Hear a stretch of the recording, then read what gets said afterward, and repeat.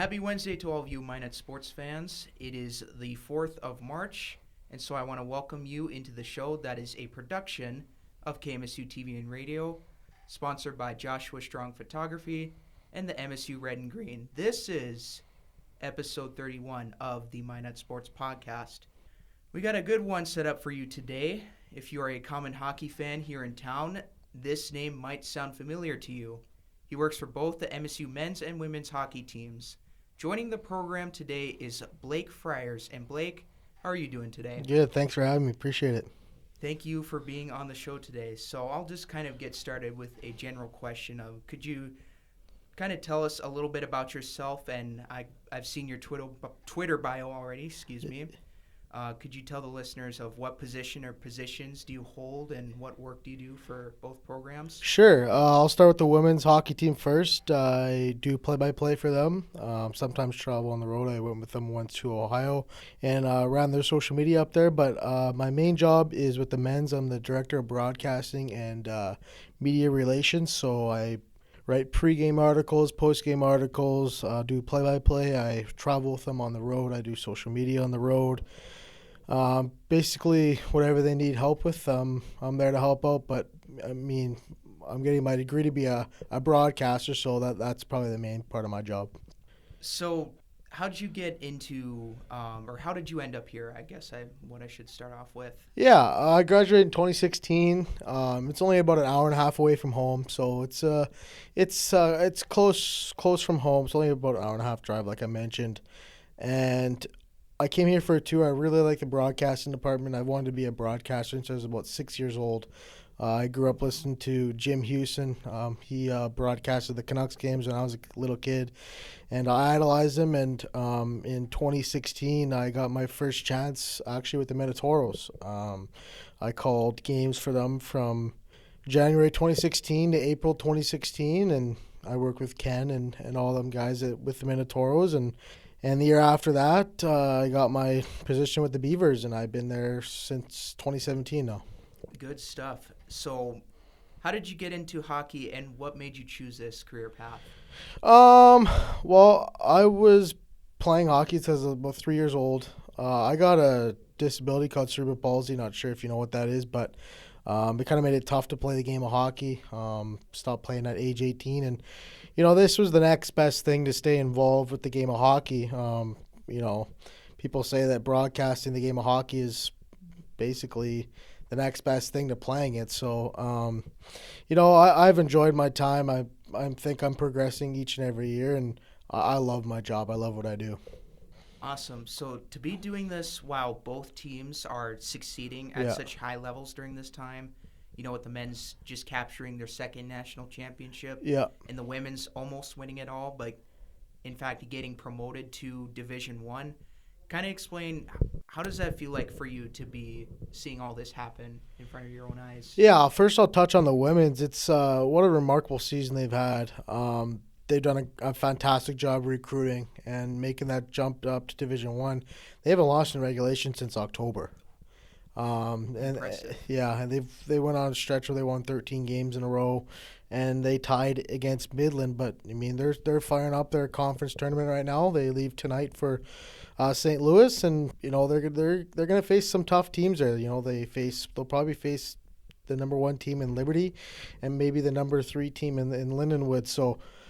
It'll be a tough test for them, but that's only going to prepare them better for the national tournament here in 3 weeks. And on the men's side, it's been a little bit of an up and down season for the men's team. I mean, they got swept right out of the gates by Jamestown. And there was a stretch where they won 16 in a row heading into the Christmas break.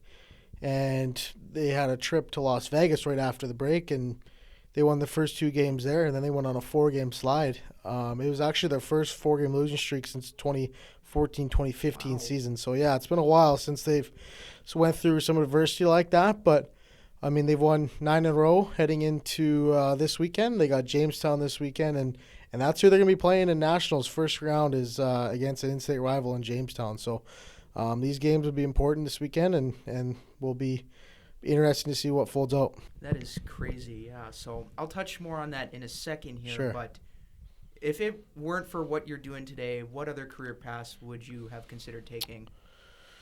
Ooh, that's a tough one. I'm a big baseball guy. I like watching the Blue Jays. Maybe a career in that, maybe. But hockey's my go-to sport. If I wasn't broadcasting, I would find something to get my foot in the door and stay in the game of hockey for sure. That is good. So, when doing this, what's preparation like for game day, and what all do you do on game day? Yeah, so I get most of my stats from the ACHA website.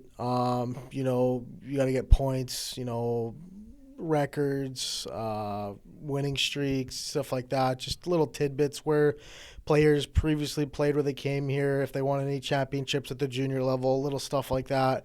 It just adds a lot to the broadcast overall.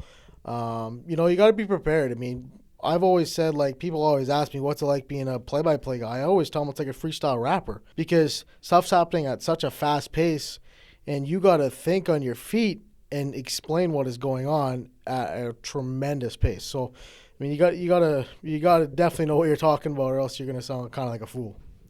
Well, you are doing some great work so far in that. And so, is there a distinct difference between prepping for the women's and men's games, or is it mostly all the same? It's mostly all the same. You get a little bit more information for the men's side. I mean, when you prep for the girls, you look back at their major AAA stats, and sometimes you get some inconsistencies there. But in terms of the men's, you go back to their junior stats, AAA stats. So they're all there. Everything's there. So I think it's pretty much the same. I get the information from the same website, but I would say that preparing for the women's is a little easier. Alrighty. So, you say you're a hockey announcer. Yeah. Do you have a favorite professional hockey announcer or hockey announcer from somewhere else in a different league? Yeah, like I mentioned, I grew up listening to Jim Houston.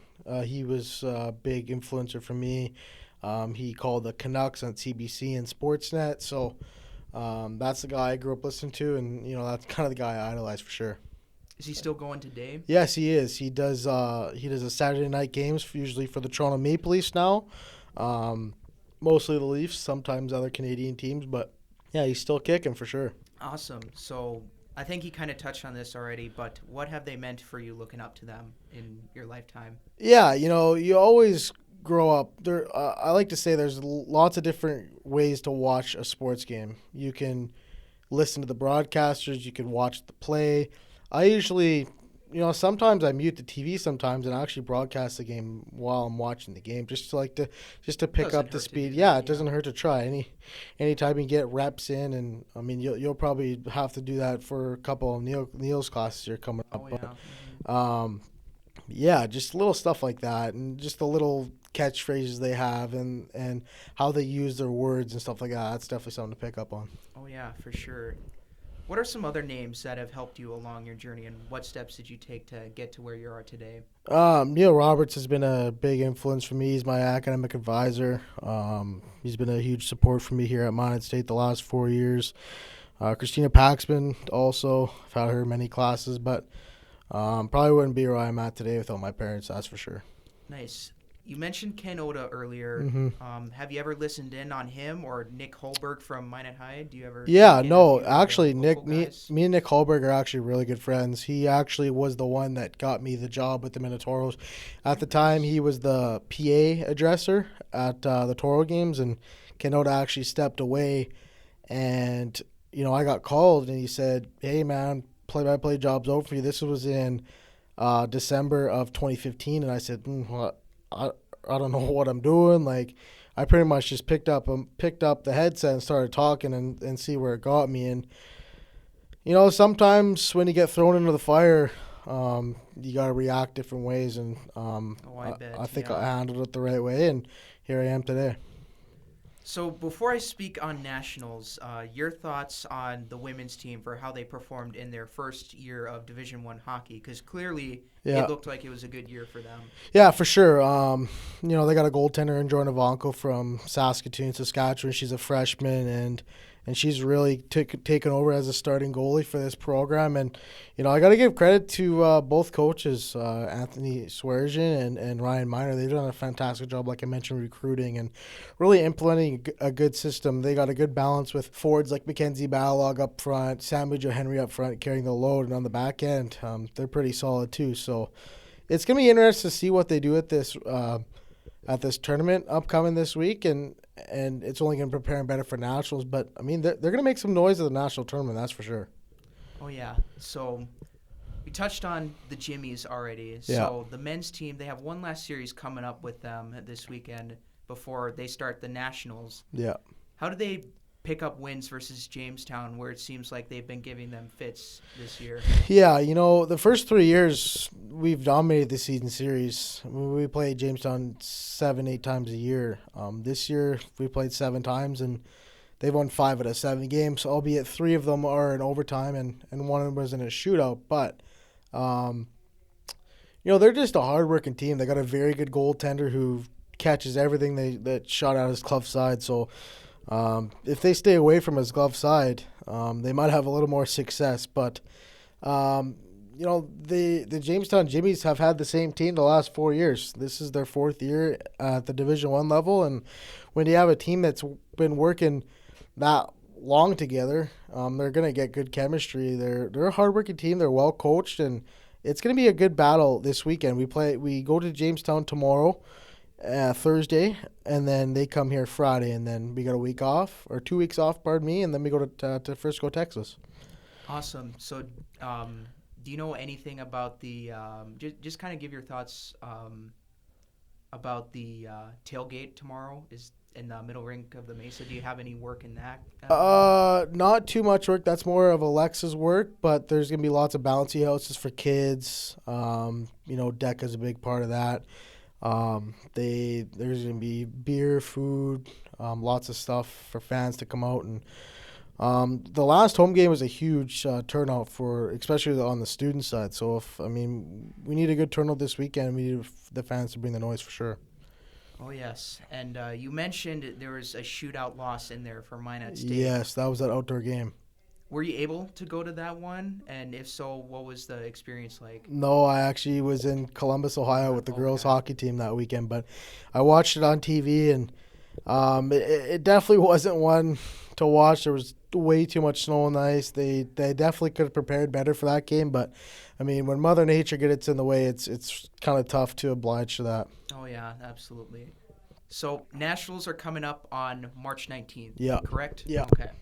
So when it comes to both teams, in your mind, what do they need to do to win the national championship? For the men's to get their second one in a row, and the women's to get one after missing out on a few opportunities? That's a loaded question. The national tournaments, that's a big monster. You're going head to head against Minot State. Has got to play 4 games in 4 days if they do get to the national tournament. It's all about timely goals. If you got hot goaltending, a lot has to fall into place in order to have success at a tournament like that, because you have one bad shift, one bad period, one bad game, you're going home. I mean, it's simple as that. It's one and done. You can't take any periods off, any shifts off at a tournament like that. And, we're a little bit banged up right now on the men's side, but it's always nice to battle some adversity for sure. But I mean, 4 games in 4 days, that's a tough stretch. But they were able to do it last year with some good goaltending and timely goals. Goals from defensemen that aren't characterized as scoring, like Kyle Lipinski last year. Didn't score a goal all regular season, and he scored 2 goals at the national tournament. So, I mean, you need guys to step up like that. But a key guy I look at for the Beavers is Adam Wowrick. Last year he only had 9 goals. This year he's got 30. So just a tremendous offensive rebound year for him, and he's going to be a big part of our national tournament. Oh, yes, absolutely. So do you get a different feel when prepping for something like the national tournament if you've been there? Yeah, absolutely. I mean, you got to go look back at previous years, get your tidbits from previous games for the Beavers, how they fared, if they played that team before in the national tournament, what happened. I mean, I remember last year we played Illinois first game, and they beat us out the year before. So it was a good redemption there. And then the Beavers had the toughest road of everybody in the tournament. They played Lindenwood, Adrian, Iowa State. They played the number 1 team, the number 2 team, the number 9 team, and the number 5 team in the national tournament. A lot of upsets. A lot of upsets for sure. Go through there, yes. So I think you kind of included this already, but can you tell the audience where nationals will be held this year? Yeah, it's at Frisco, Texas. Every 2 years they switch. So last year was in Frisco, Texas. This year again is in Frisco, Texas, and then the 2 years after this year, it's going to be in Boston, Massachusetts. So, nice. Yeah, it should be interesting there. So, do they play games at like the Boston Bruins practice rink, or just like they do with? Columbus? in Frisco, Texas, they play at the Dallas Stars practice rink. Okay. So it's a pretty nice facility there, but no, they don't play at the Boston Garden. No. Alrighty, that's fair. So aside from that, let me know if this question is safe to ask, but are you closely connected with any of the coaches on insider information? So like recruits or potential future recruits, or do you do any close work with them, or is it just all on their own? No, I'm not involved in any of that stuff, no. Alrighty, that's fair. So looking on the Twitter, I see you're a big Vancouver Canucks fan. So I got to ask, who's your favorite player? Oof, favorite player. I've always been a big Bo Horvat fan, but there's a lot of young talent on this Canucks team, and Quinn Hughes, Elias Pettersson. They got some superstars on the team. They're an up-and-coming team. I'd probably go with Bo Horvat, though. Yep, and I'm a Navs fan, so it's going to be interesting to see how this Calder race turns out. But, yeah, Quinn is definitely playing well so far over Kale right now. Yeah, I mean, it's two really good players. I mean, it's not every day you get to see two offensive stud defensemen come in at such a young age and absolutely have all the success in the world. I mean, Quinn Hughes he's got a 4 or 5 point lead on Cale Makar right now, but Cale Makar's played, I think, 6 less games than him. So it'll be interesting to see how it shakes out. But, I mean, boy, the Canucks, they're in a dogfight for the playoffs right now. Oh yeah, and it just goes to show you the direction that the NHL is going and how wonderful it is. Absolutely. I mean, you look at the parity of this league. Anybody can beat anybody. I mean, Vancouver went into Ottawa the other day, and Ottawa's dead last in the NHL, or not. They're in the bottom 3, I would say. And you look on the schedule and say, "Oh, there's 2 points." Nope, we lost 5-2. So I mean, it just goes to guaranteed. It just nothing in sports is guaranteed, and it just goes to show that you got to bring your A game every night, and nothing's guaranteed for sure. Yep. So the NHL just had a meeting for the governors or the general managers. Yeah. They're proposing a new offside rule. Do you know anything about that? And if so, just kind of your thoughts on that. Yeah. So it's similar to in football the breaking the plane rule. Like if the football breaks the plane, it's a touchdown. You don't have to fully cross the line. And what they are talking about in the NHL is if the skate is in the air, like if you're crossing over and the skate's in the air, it's just, I think that they're going to count it as onside instead of offside, which has been the last couple of years. And I looked at the stats, and if they had this rule in place this year, there would be 13 more goals in the NHL. So they're always looking to add offense and add goal scoring. Yeah, it's a huge difference. That's for sure. So lastly, you want to tell the audience how they can reach out to you, specifically where to follow you on social media? Yeah, I'm on Twitter at Blake_Friars. You can find me on Facebook. I actually have a podcast on my own. It's actually called the Debate Hockey Podcast. Oh, nice. Me and Brad Baru do that every Monday. So, yeah, follow that at the Debate Hockey Podcast. You can find us on Instagram and check that out. And Twitter, and we're also on Facebook too. Awesome. Well, Blake, I just want to thank you for coming on the show today. We appreciate you making the time to come along. Thanks for having me. Appreciate it. Yep, and so that concludes episode 31 of the Minot Sports Podcast, a production of KMSU TV and Radio, sponsored by Joshua Strong Photography and the MSU Red and Green. I will have previews coming soon for Minot High in the West Region Basketball Tournament. Otherwise, I will talk to you guys later, and as always, take care.